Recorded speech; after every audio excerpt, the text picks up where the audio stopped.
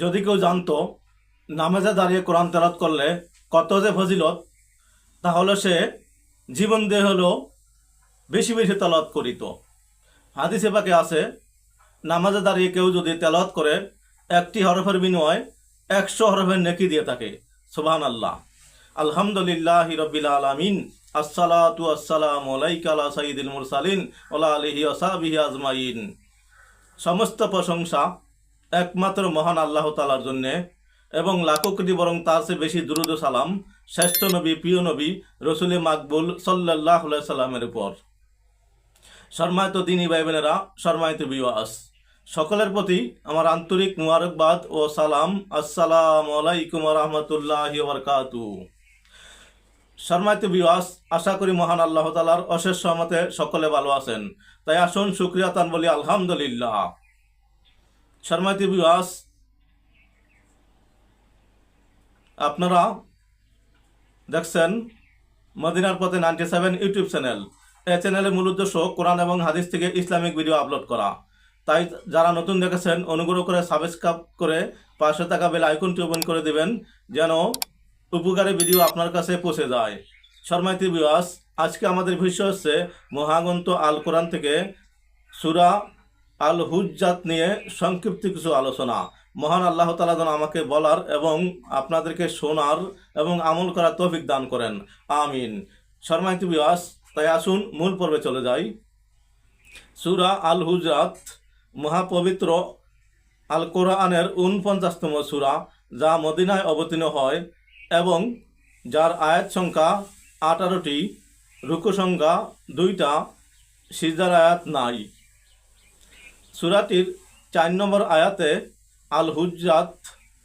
আল হুজরাত শব্দটি এসেছে। সূরাটিতে আত্মশুদ্ধির বিধান ও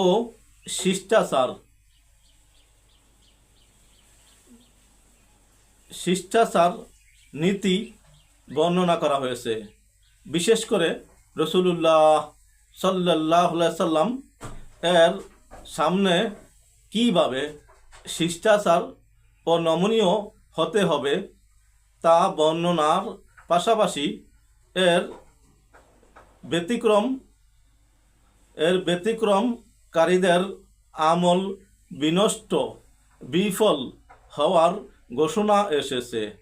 সূরাটিতে সামাজিক বিধিবিধান বর্ণনার পাশাপাশি গীবত, পরনিন্দা, চগলখড়ি, মন্দ নামে ডাকা, অন্যর অযথা খারাপ ধারণা পোষণ করা থেকে বিরত থাকার নির্দেশনা এসেছে।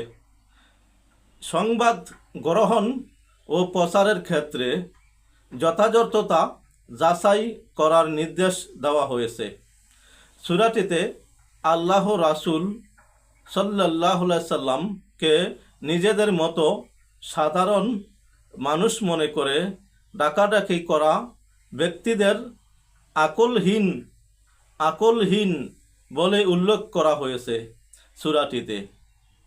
সম্মানিত ভিউয়ার্স, ছোট্ট একটি সূরা, মাত্র 18টি আয়াত। এর ভিতরে মর্মান্তিক অনেকগুলো ব্যাখ্যা এসেছে। আমরা একটু অনুদম করে যদি চিন্তা করি তাহলে অনেক কিছু পেয়ে যাব। দেখুন, আত্মশুদ্ধি, শিষ্টাচার আমরা দিয়ে কি বুঝি? নিজেকে নিজে আত্মশুদ্ধি করার জন্য মহা গুরুত্বপূর্ণ একটি শব্দ এসেছে, এবং শিষ্টাচার। আল্লাহ তাআলা যে সৃষ্টিকর্তা তাকে মানা, বিশ্বাস করা, এবং রসুল পাক সাল্লাল্লাহু আলাইহি সাল্লামের সামনে কিভাবে আচরণ করতে হবে তাও বলা হয়েছে। এবং যারা ওনাকে সাধারণ মানুষের মধ্যে ডাকাডাকি করে তাদের পরিণাম কি হবে তাও বলা হয়েছে। আকুলবিহীন বলা হয়েছে কোরআনে। যে কোরআনে আকুলবিহীন বলা হয়েছে, আমরা মানুষ তাদেরকে কি বলবো? আসুন আমরা এর থেকে সাবধান হই। এবং গীবত, চগলখড়ি তাও আলোচনা হয়েছে। আসুন আমরা এর থেকে বিরত থাকি এবং সংবাদ প্রচার করার জন্য যথাযথ প্রমাণ ছাড়া প্রচার না করা। বর্তমান সোশ্যাল মিডিয়ায় আমরা একটি খবর পাওয়া মাত্রই শেয়ার করে ফেলি, হাজার হাজার লাখো লাখো কোটি কোটি শেয়ার হয়ে যায়।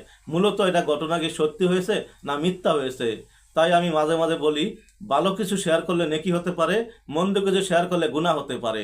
তাই সাবধান থাকি, যাচাই বাছাই করার পর আমরা শেয়ার করব, তারপরে এটা আমরা ছাড়ব। সম্মানিত ভিউয়ার্স, এই পবিত্র সূরাটি নিয়মিত তেলাওয়াত করতে পারলে জীবনের সফলতা আসবেই আসবে, এটাই আমার মনে হচ্ছে। আসলে আমরা নিয়মিত এটি তেলাওয়াত করি, দুনিয়া আখিরাতে কামিয়াব হই।